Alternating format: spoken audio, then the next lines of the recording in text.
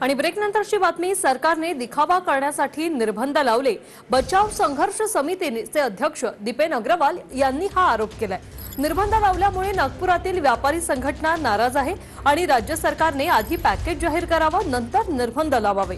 पर्यटन बंद केल्याने विदर्भातील हॉटेल व्यवसायाला मोठा फटका बसलाय।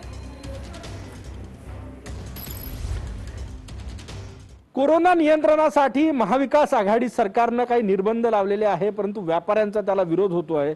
सरकार जगा व्यापार बचाव संघर्ष समितीचे अध्यक्ष दीपेन अग्रवाल जे माझ्या सोबत आहेत। सर, हे निर्बंध लावले लोकांच्या हितासाठी लावले असं सरकार म्हणतात, तुम्ही काय विरोध करता?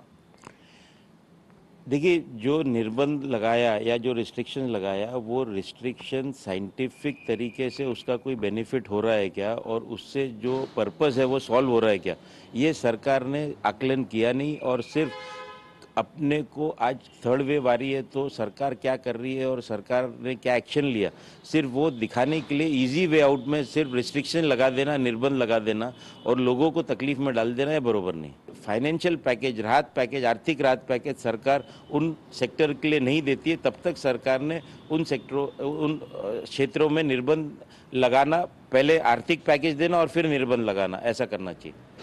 सरकार म्हणते काही लिमिटेड निर्बंध लावले ज्याचा व्यापारावर परिणाम होणार नाही। कुठले व्यापार आहे या निर्बंधामुळे फटका बसू शकतो?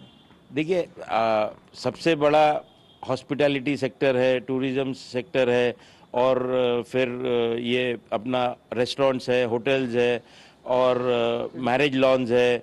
फिर अभी जैसे स्कूल बंद है, नॉर्मल बिकॉज वैक्सीनेशन हो रहा है, लोगों का, लोग वैक्सीनेटेड है, तो 4 दिन में कफ, कोल्ड, फीवर जैसा वायरल नॉर्मल फ्लू जैसा ये हो रहा है, एक पैरासीटामोल से ठीक हो रहा है। तो क्या अभी इतना दहशत और इतना डर दिखा के निर्बंध लगाने की एक्चुअल जरूरत है क्या? नक्कीच ज्या ज्या सेक्टरवर निर्बंध लादले त्याचा मोठा फटका बसला, त्यामुळे आधी आर्थिक पॅकेज घोषित करावं अशी मागणी केलेली आहे दीपेन अग्रवाल यांनी। कॅमेरामॅन सचिन सॅमसह गजानन माटे, TV9 मराठी, नागपूर।